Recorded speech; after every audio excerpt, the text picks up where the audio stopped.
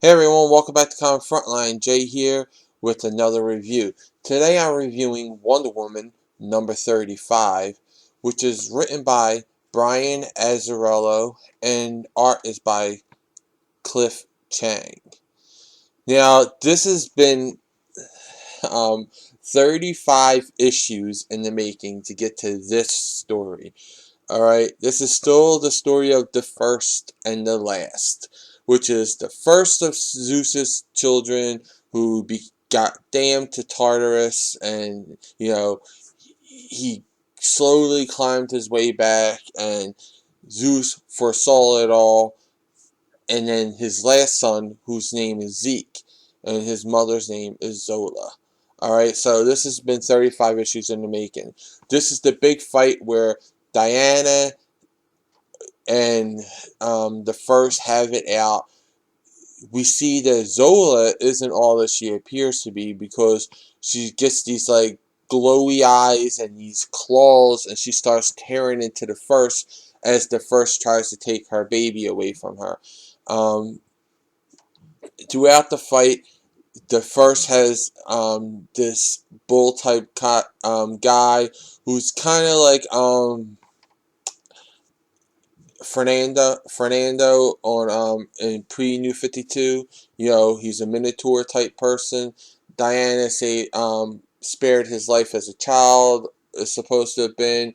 This reminds her, when the first betrays him, it reminds her that she doesn't have to be Wonder Woman. She doesn't have to be this person. All she has to be is Diana, daughter of Zeus, god of war. Which I still have a problem that they call her God of War when she's a female, and every other female god is considered a goddess. I would rather them just call her Goddess of War or something like that. I don't know, it's just something that bothers me, because they call every other female god a goddess, but they call her the God of War still.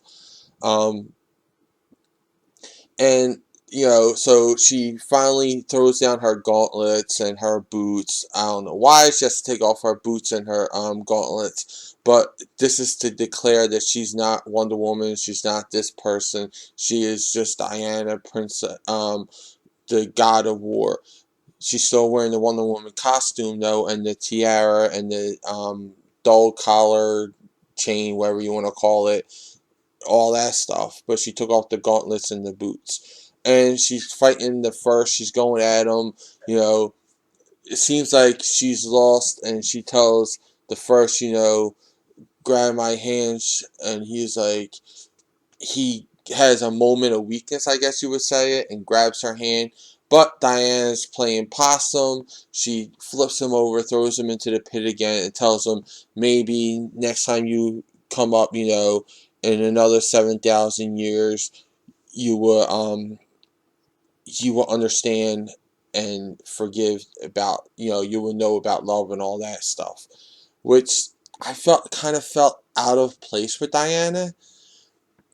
But then she goes back up, and we see that Strife is still there watching, boozing away, and we find out that Zeke, who's just got placed on the throne of Zeus, is actually Zeus reborn, and Zola isn't Zola, but Zola is Artemis, who was reborn 20 something years ago, so she can give birth to her father. So yes, you know that little joke song that it goes around where I think Tom Arnold sings it, I'm my own grandpa.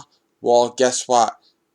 Artemis is her own grandma, and she's literally her own grandmother, because Zeus is her father and she is Zeus's mother now. So it's very weird. And she's about to give off her last vestige of humanity so she can return to being Artemis, the goddess. And Diana tells her, you've seen how gods are when they don't have love, meaning the first. She's like, raise Zeke, show him a family of love.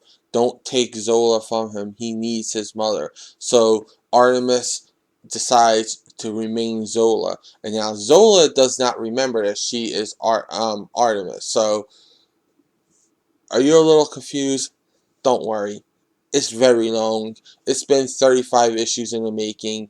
This issue did not really flow well at all.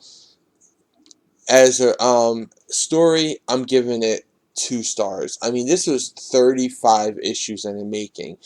I expected some big, battles, some, something that to worth reading 35 issues of the same exact story. Because this story has been the same exact story has been through issue number 1. And so from issue 1 to issue number 35 has all been about the first and the last.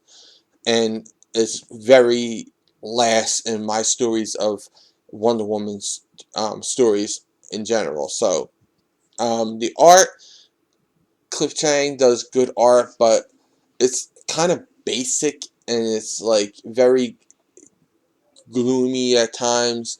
I don't know, there's not a lot of detail, so I'm going to give the art 3 stars.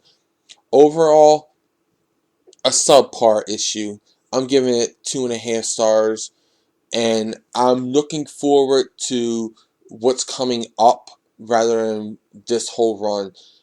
So I recommend, unless you've been reading it like me for 5 issues, don't pick this up. Wait until next month and pick up the Finch's brand new direction that they're taking Wonder Woman, and they're taking her in a new direction.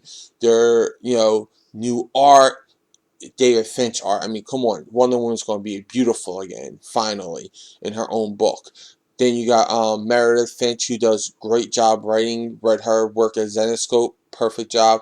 So I'm saying 2.5 stars overall, and I recommend skipping this issue and waiting for number 36, unless you read the previous 34 issues. Well, those are my thoughts. Now I want to know what yours are in the comments below. Also, like this video, subscribe to Comic Frontline, check out and subscribe to my channel, The Comic Book Theater. Check out Comic Frontline, the site, for all the latest previews, reviews, news, and interviews. For even more news on all things related to comics, comicrelated.com is your source for all your comic book needs with daily updates. And don't forget to like and follow me and Comic Frontline on Facebook, Twitter, and Google+. I'll include all these links in the description below. Until then, I'll catch you in the next review.